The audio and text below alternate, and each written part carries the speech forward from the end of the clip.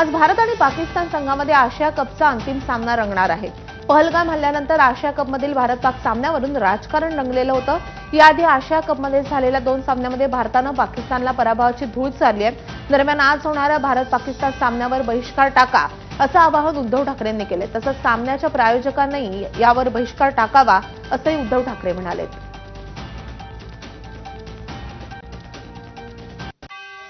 देशामध्ये आतंकवादी घुसवते, म्हणजे खरे अतिरेकी ज्यांना जे घुसवत आहेत त्यांच्याबरोबर हे क्रिकेट खेळतायत, हे यांचं देशभक्तीचं ढोंग आहे। उद्याच्या सामन्यावरती सुद्धा सगळ्यांनी माझ्या मते जे देशभक्त आहेत त्यांनी बहिष्कार टाकावा। त्याचप्रमाणे जे प्रायोजक आहेत, जाहिरातदार आहेत, त्यांना सुद्धा सांगतो की अरे तुम्ही सुद्धा क्रिकेटची देशभक्ती जरा दाखवा। चित्रपटगृहातील भारत-पाकिस्तान सामन्याचं लाईव्ह प्रक्षेपण रद्द करा असं आवाहन शिवसंचार सेनेच्या अखिल चित्रेंनी चित्रपटगृहांच्या मालकांना केले। क्रिकेटच्या आडून कुणीही भारतीयांच्या देशभक्तीचा व्यापार करू नये, पाकिस्तानसारख्या शत्रू राष्ट्राशी कोणतेही संबंध नको असं आवाहनही चित्रे यांनी केलंय। अतिवृष्टीमुळे संकटात सापडलेला बळीराजा मदतीच्या प्रतीक्षेत आहे। त्यातच आता राज्यामध्ये कर्जमाफीच्या मुद्द्यावरून राजकीय वादंग सुरू झालाय। कर्जमुक्ती करण्यासाठी पीएम केअर फंडातील पैसे वापरा अशी मागणी माजी मुख्यमंत्री उद्धव ठाकरेंनी केली होती। ठाकरेंच्या या मागणीवर उत्तर देताना फडणवीसांनी टीका केली आहे। उद्धव ठाकरे मुख्यमंत्री असतानाचा दाखला देत ठाकरेंनी राज्य सरकारला शहाणपण शिकू नये असंही फडणवीस म्हणाले। तसंच कोविडसाठीच्या फंडातले 600 कोटी ठाकरे सरकारच्या चुकीमुळे खर्च करता येत नाहीत असा आरोपही फडणवीसांनी केलाय। फडणवीसांच्या या आरोपांना ठाकरेंनी उत्तर दिलंय। मी चर्चेसाठी तयार असल्याचं ठाकरे म्हणाले, तर अंगलट आलं की फडणवीस फाटे फोडतात अशी टीकाही ठाकरेंनी केली आहे। 600 कोटी रुपये आपल्या फंडात असताना, लोकांनी ते दिलेले असताना आणि लोक पटापटा मरत असताना एक नवा पैसा जे खर्च करू शकत नाही, त्यांनी कोणाला किती शहाणपण शिकवावं हे देखील ठरवलं पाहिजे। आता पंतप्रधान येत आहेत परवा, त्यांनी किमान महाराष्ट्राला 50,000 कोटी रुपये जाहीर केले तर महाराष्ट्रावरचं, कारण केवळ मराठवाडा नाही, महाराष्ट्रावरचं संकट बऱ्यापैकी दूर होऊ शकतं। नाहीतर मग पीएम कोणाची केअर घेत आहेत? पीएम केअर म्हणजे कोणाची केअर? आत्ताच ते द्या ना। बाकी कोरोना काळातलं काढायचं असेल ना उडदोडा, माझी तयारी आहे। तुम्ही काय केलं, आम्ही काय केलं याच्यावरती चर्चा होऊ शकते, पण दरवेळेला अंगलट आल्यानंतर फाटा फोडायची मुख्यमंत्र्यांची जी काही सवय आहे त्याच्यात मी त्या सापळ्यात मी अडकणार नाही। राज्याचे मुख्यमंत्री देवेंद्र फडणवीस यांनी 2029 पर्यंत महाराष्ट्राच्या राजकारणातच सक्रिय राहणार असल्याचं विधान केलंय। पत्रकारांशी अनौपचारिक गप्पा मारताना 2029 पर्यंत राज्यातच काम करण्याची पक्षाची इच्छा असल्याचं फडणवीस म्हणाले। तर त्यांच्या या विधानावर शिवसेना उभाठाचे खासदार संजय राऊत यांनी टीका केली आहे। 2029 नंतर केंद्रामध्ये राहुल गांधींचं सरकार सत्तेवर येईल, त्यामुळे देवेंद्र फडणवीस यांना महाराष्ट्रात विरोधी पक्षनेता म्हणून कार्य करावे लागेल असा टोलाच त्यांनी लगावलाय। त्यावरून भाजपचे मंत्री गिरीश महाजन यांनी राऊतांवर पलटवार केलाय।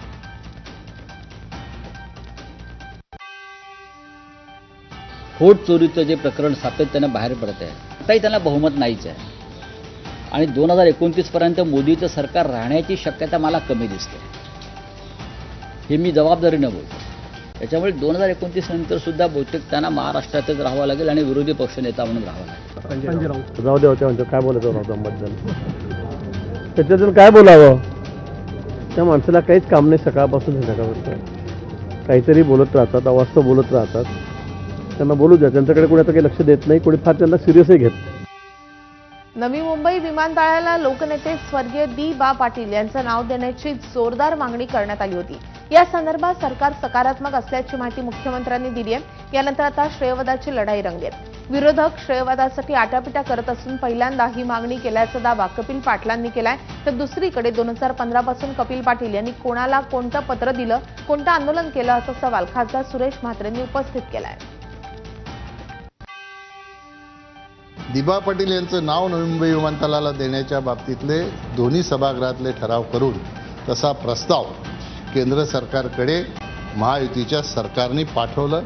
केंद्र सरकारकडे गेल्यानंतर मी त्या ठिकाणी मंत्री होतो, काही लोक मला प्रश्न विचारतात जिकडे तिकडे, 10 वर्ष काय केलं, 10 वर्ष काय केलं, अशा 100-200 गाड्या नेऊन जर नावं लागतील तर बघायला नको, मी 12,000 गाड्या घेऊन जाईन।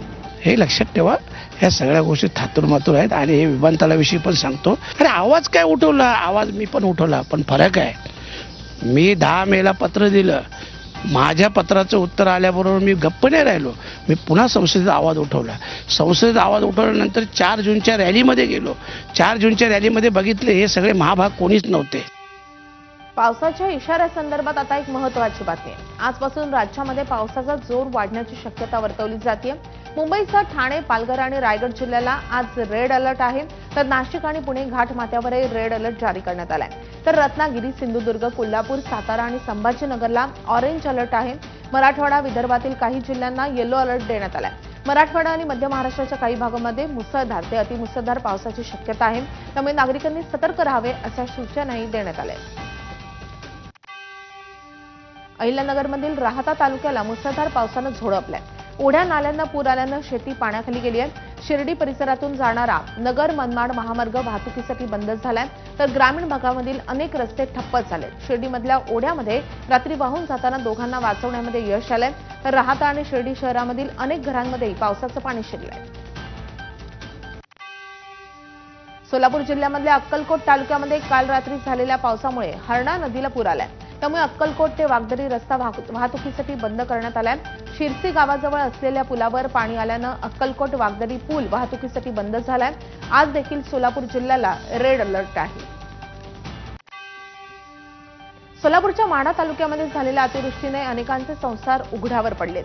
2 दिवस पावसानं विश्रांती घेतल्यानं पाणी शिरलेल्या घराची साफसफाई केली, पण पुन्हा पुराचा धोका वाढल्यानं संसार एका गाडीमध्ये भरून गाव सोडून जाण्याची वेळ माढ्यामधल्या उंदरगाव इथल्या दत्तात्रय कोळी यांच्यावर आली आहे. पूर ओसरला म्हणून कोळी कुटुंब घरामध्ये पोहोचलं, पण धान्य सडलेलं म्हणून फेकून द्यावं लागलं. आता उरलं सुरलं सामान घेऊन हे सगळं कुटुंब दुसरीकडे निघालंय. त्यांच्याशी बातचीत केली आहे आमच्या प्रतिनिधींनी. रौद्र रूप धारण केलेली सीना नदी, त्याच्या बाजूलाच आडवी झालेली ही ऊसाची शेती आणि उघड्यावर पडलेला हा संपूर्ण संसार, आणि माझ्या या बाजूला घराची भिंत पडलेलं हे सगळं वास्तव आहे दत्तात्रय कोळी यांच्या घराचं. खरं तर उंदरगावामधली अशी अनेक घरं आहेत की जी पाण्याखाली होती. आज पाणी ओसरल्यानंतर ही संपूर्ण घरांची अवस्था आपल्याला पाहायला मिळते. तुम्ही मला असं सांगत होतं की 10-12 फूट पाणी होतं घरात 6 फूट पाणी होतं. पूर्ण घरावरून पाणी गेलेलं आहे. आतापर्यंतच्या इतिहासात कधीच एवढा पूर आलेला नाही नदीला. मी पाहतोय असं तरी कधी नाही, आणि इतकी भयावह परिस्थिती आहे. काही राहिलेलं नाही शिल्लक. घरात सगळे दसरा चालू असल्यामुळे कपडे धुलेले होते सगळे वाहून गेलेत, भांडी आणि धान्याची तर पूर्ण नासाडी झालेली आहे. पूर्ण घरात पाणी शिरल्यामुळे कुठलीही वस्तू शिल्लक राहिलेली नाही. आज पोरांची शाळेचे दप्तराचे सगळे भिजून असं ही वाटोळ झाले. जेवढं शिल्लक राहिलेलं सुकलेलं ठिकाणी भरलेलं होतं तेवढं राहिले, बाकीचं सगळं वाहून गेले. घराची भिंत पडली, महागडची पाठीमागची आमची सगळं वाहून गेले. पुढच्या घरात होतं जेवढं सामान तेवढं घेतलंय आम्ही आता आणि तिकडे चाललो. सगळं सामान सगळं आम्ही बाहेर पाणी आले की बाहेर काढायला गेलो. पाणी शिरेपर्यंत आम्ही रानात राहायला गेलो एका ठिकाणी. आणि लेकरा बाळांचं काय स्थिती होती? लेकरा बाळांचं काय नाही, ते बी सगळे अंगाच्या कपड्यासाठी बाजूला आली. आता त्यांना दप्तर नाही काय नाही, सगळं वाहून गेलेले. घर आता उघड्यावरती आलेलं आहे. सगळं साहित्य इथंच पडलेलं आहे. जे काही उरल्या सुरल्या गोष्टी होत्या ते देखील त्यांनी आता इथं धान्य असेल ज्याला कीड लागलेली आहे, आता त्याला कुजून धान्य गेलेलं आहे पूर्ण, ते रस्त्यावर फेकून देण्याची वेळ आहे. आणि हाती काय लागेल तेवढं सामान घेऊन ते दुसरीकडे जाताना आपल्याला पाहायला मिळत आहेत. कॅमेरा पर्सन युक्त आफताब शेख, ABP माझा, माढा. छत्रपती संभाजीनगरमध्ये जोरदार पाऊस बरसल्यामुळे वेरूळ लेणीजवळचा सीता न्हाणी धबधबा मोठ्या प्रमाणावर वाहू लागलाय. छत्रपती संभाजीनगरमध्ये झालेल्या धुवाधार पावसामुळे नद्या दुथडी भरून वाहत आहेत.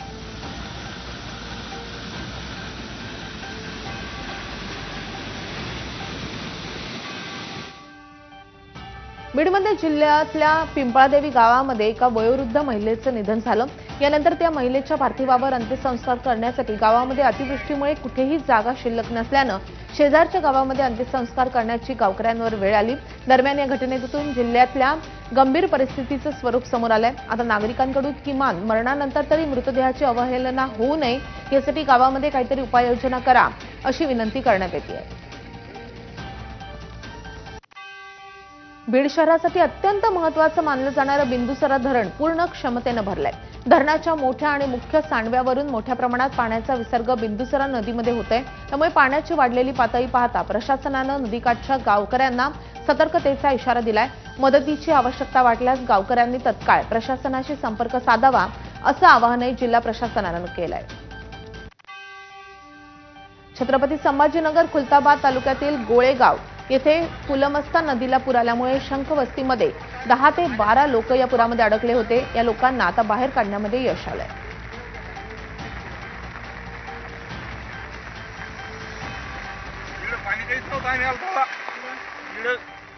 तर बीड जिल्ह्याला आता 2 दिवस रेड आणि ऑरेंज अलर्ट देण्यात आलाय. नदीकाठच्या स्थानिकांनी सतर्कता बाळगावी असं आवाहन करण्यात आलंय. जिल्हाधिकारी विवेक जॉन्सन यांनी हे आवाहन केलंय.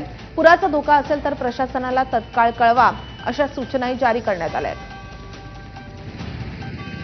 पुढच्या 2 दिवस रेड आणि ऑरेंज अलर्ट याचा इशारा सुद्धा दिलेला आहे. नदीकाठावर असलेला सर्व गावकरी लोक तुम्ही सतर्क येणं खूप अत्यावश्यक आहे. तुम्ही अत्यावश्यक नसेल तर घराच्या बाहेर पडू नका. अनेक आर्मीचे पथक आपण स्टेशन केलेलं आहे. अत्यावश्यक परिस्थिती असेल आपण आर्मी मार्फत आणि एनडीआरएफ मार्फत सुद्धा रेस्क्यू मिशन करू शकतो. कुठलाही परिस्थिती असेल तर आमच्या टोल फ्री नंबरवर संपर्क करण्यासाठी आम्ही पूर्ण सूचना दिलेल्या आहे. परभणीच्या शिरकळस इथल्या उच्चशिक्षित तरुण शेतकरी कृष्णा भोसलेनं वडील करत असलेली पारंपरिक शेती सोडून नगदी पीक म्हणून भेंडी लागवड केली. उच्च प्रतीची भेंडीही लागली. आता काढणीला हंगाम सुरू होणार तोच मागच्या 5 दिवसांपासून सातत्यानं पाऊस पडलाय. भेंडीच्या शेतामध्ये गुडघ्याएवढं पाणी साचलंय. त्यामुळे भेंडी सडून गेलीय. पावसामुळे तरुण शेतकऱ्यांनी पाहिलेल्या स्वप्नावर विरजण पडलाय. शेतकऱ्यांशी बातचीत केलेली आहे आमचे प्रतिनिधी पंकज क्षीरसागर यांनी. शेतीमध्ये पारंपरिक पिकांना वगळून नवीन उच्च शिक्षित तरुण काहीतरी करू पाहत आहेत. त्यामध्ये मग भाजीपाला पिकं असतील, त्यानंतर वेगवेगळ्या पद्धतीनं नवीन तंत्रज्ञान वापरून शेती केली जाते. आता मी सध्या शिरकळस या भागामधल्या या भेंडीच्या शेतीमध्ये आहे. आपण बघू शकतो की जवळपास इथं 1 ते 1.5 फूट पाणी या शेतामध्ये साचलेलं आहे. त्यामुळं ह्या तरुण शेतकऱ्यानं जे काही भेंडी लागवड केली होती त्या भेंडीचं नुकसान झालेलं आहे. आपण जर बघितलं तर ह्याचे जे काही भेंडी आलेली आहे हे पूर्ण सडायला सुरुवात झालेली आहे. आपण बघू शकतो. आता हे असंच कारण मागच्या 4-5 दिवसापासून सातत्यानं पाऊस सुरू आहे परभणी जिल्ह्यात आणि या सगळ्या भेंडीचं नुकसान होत आहे. ही भेंडी आता नेमकीच काढणीला आली होती कारण बघितलं तर भेंडी लागलेली आहे, चांगल्या प्रकारची भेंडी लागलेली. मात्र या सातत्यानं आलेल्या पावसामुळं एवढं मोठं पाणी या शेतीमध्ये जमलेलं आहे आणि भेंडी जी आहे ती सडायला लागलेली. Camera person Venkatesh, Pankaj Kshirsagar, ABP Majha, Shirkalas, Parbhani. जळगावच्या पाचोरा तालुका परिसरामध्ये अनेक भागामध्ये मुसळधार पाऊस झालाय. पाचोरा भागातील हिवरा नदीला पूर आलाय. यामुळे शेती पिकाचं मोठं नुकसान झालंय. सुदैवानं कोणतीही जीवितहानी झालेली नसून जनजीवन मात्र विस्कळीत झालंय. ठाकरेंच्या शिवसेनेच्या रोखठोकमधून सरकारवर निशाणा साधण्यात आलाय. फडणवीस यांचं मंत्रिमंडळ कामचोर आणि बिनकामाचं आहे. ते मराठवाड्यातील पूर परिस्थिती सामना कसा करणार असा खोचक सवाल रोखठोकमधून उपस्थित करण्यात आलाय. मराठवाड्यातील जनतेचा आक्रोश सरकार दरबारी कोण मांडणार असा सवालही उपस्थित करण्यात आलाय.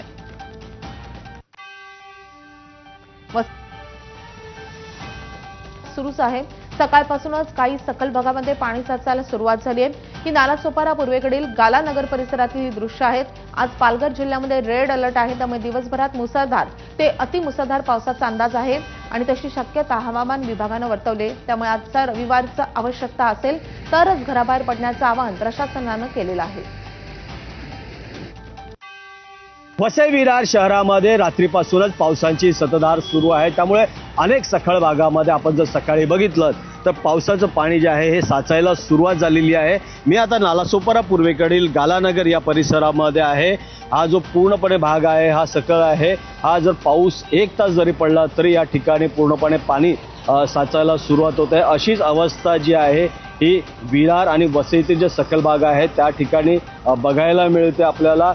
आज पालघर जिल्ह्याला रेड अलर्ट आहे. त्यामुळे मुसळधार ते अतिमुसळधार पावसाची शक्यता हवामान खात्यानं वर्तवलेली आहे. आज रविवार आहे त्यामुळे आपण जर बघितलं तर या रस्त्यावर जास्त रहदारी दिसत नाही आहे. जसं आज रविवार असल्यामुळे जर आवश्यकता असेल तरच आपण घराबाहेर पडा, अन्यथा घराबाहेर पडू नका असं आवाहन प्रशासनाकडून करण्यात आलेलं आहे. प्रभाकर कुडाळकर, एबीपी माझा, नालासोपारा.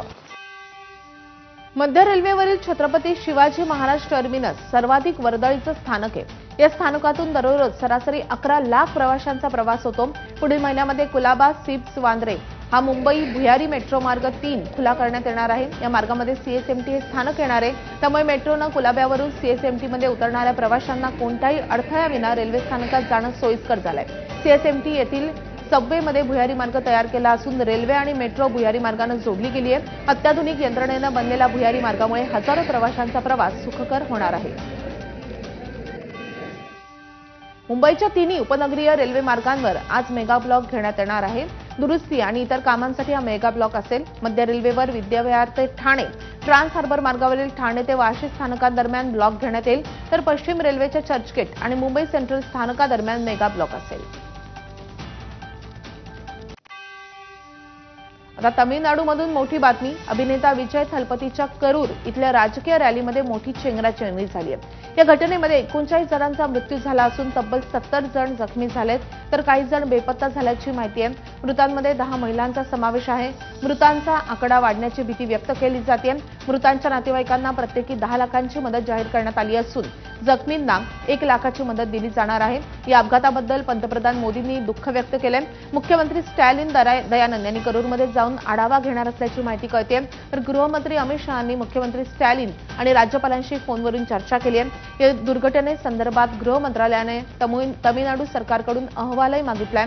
तर मुख्यमंत्री स्टॅलिन यांनी निवृत्त न्यायाधीशांच्या अध्यक्षतेखालील समितीला तपासाचे आदेश दिले असून तमिळगा वेत्री कळघम पक्षाचा प्रमुख आणि अभिनेता विजय थलपतीची करूर येथे रॅली आयोजित करण्यात आली होती. आणि या रॅलीमध्ये हजारो नागरिकांनी गर्दी केली होती. त्या दरम्यान रॅलीमध्ये थलपतीचं भाषण सुरू असताना चेंगराचेंगरी झालेली आहे. करूरमध्ये झालेल्या चेंगराचेंगरीच्या घटनेवरून अभिनेता विजय थलपतीनं शोक व्यक्त केलाय. आपल्याला असह्य अवर्णनीय वेदना आणि दुःख आहे असं विजय म्हणालाय. जीव गमावलेल्यांच्या कुटुंबियांसोबत आपल्या संवेदना आहेत. रुग्णालयामध्ये उपचार घेत असलेले लवकर बरे व्हावेत अशी प्रार्थना देखील विजयनं केली आहे. तमिळनाडूच्या करूरमधील मृतांचं पार्थिव आता कुटुंबियांना सुपूर्द करण्यात आलंय. मृतांच्या कुटुंबियांना प्रत्येकी 10 लाखांच्या मदतीची घोषणा मुख्यमंत्री स्टॅलिन यांनी केली आहे. शवविच्छेदनानंतर हे मृतदेह कुटुंबियांना सोपवण्यात आले. तर घटनास्थळी देखील मृतांचे कपडे आणि चपलांचा खच पाहायला मिळतोय. आतापर्यंत या चेंगराचेंगरीच्या घटनेमध्ये 39 जणांचा मृत्यू झालाय. कॉमेडियन कपिल शर्माला धमकावणाऱ्या पश्चिम बंगालमधून एका व्यक्तीला अटक करण्यात आली आहे. मुंबई गुन्हे शाखेनं ही कारवाई केली आहे. गँगस्टर रोहित गोदारा आणि गोल्डी ब्रारच्या नावानं धमकी दिली होती. कपिल शर्माकडे फोनकडून 1 कोटीच्या खंडणीची मागणी करण्यात आली होती. दिलीप चौधरी असं आरोपीचं नाव आहे. आंध्र प्रदेशमधल्या एका महाविद्यालयातून रॅगिंगचा व्हिडिओ समोर आलाय, ज्यामध्ये अनेक विद्यार्थी दुसऱ्या विद्यार्थ्याला मारहाण करतायत. रॅगिंगच्या नावाखाली विद्यार्थ्याला 3 मिनिटांपेक्षा जास्त वेळ बेदम मारहाण करण्यात आली आहे. हा हृदयद्रावक व्हिडिओ आंध्र प्रदेशमधल्या तिरुपती जिल्ह्यातला आहे. सत्यवेदू सिद्धार्थ कॉलेजच्या वसतिगृहामध्ये विद्यार्थ्यांच्या एका टोळीनं रॅगिंगच्या नावाखाली एका व्यक्तीला मारहाण केली. हा व्हिडिओ समोर आल्यानंतर तिरुपतीमध्ये एकच गोंधळ उडालाय, तर नागरिकांनी प्रचंड संताप व्यक्त केला. दिल्लीमधला वसंत कुंज परिसरामधल्या एका प्रसिद्ध आश्रमाचा प्रमुख स्वामी चैतन्यानंद सरस्वती उर्फ पार्थ सारथी नावाच्या बाबावर महिलांशी गैरवर्तन आणि छेडछाडीचे आरोप करण्यात आलेले होते. 17 विद्यार्थिनींनी या बाबावर लैंगिक छळाचे आरोप केले होते. गेल्या अनेक दिवसांपासून पोलीस चैतन्यानंद बाबाच्या शोधामध्ये होते. अखेर स्वामी चैतन्यानंद बाबाला अटक करण्यात आलेली आहे. आता या संपूर्ण प्रकाराचा पोलीस पुढील तपास करतायत. निवडणूक आयोग 4 आणि 5 ऑक्टोबरला बिहारच्या दौऱ्यावर जाणार आहे. बिहार विधानसभा निवडणुकीच्या तयारीचा आढावा घेण्यासाठी निवडणूक आयोगाचा हा दौरा असेल. मुख्य निवडणूक आयुक्त त्यांच्या नेतृत्वाखालील निवडणूक आयोगाचं पथक हे राज्याला भेट देईल. ऑक्टोबरच्या दुसऱ्या आठवड्यामध्ये बिहार विधानसभा निवडणुकीच्या तारखा जाहीर होण्याची शक्यता आहे. तर बिहार विधानसभा निवडणुका 2 टप्प्यामध्ये होतील अशीही शक्यता वर्तवली जाते.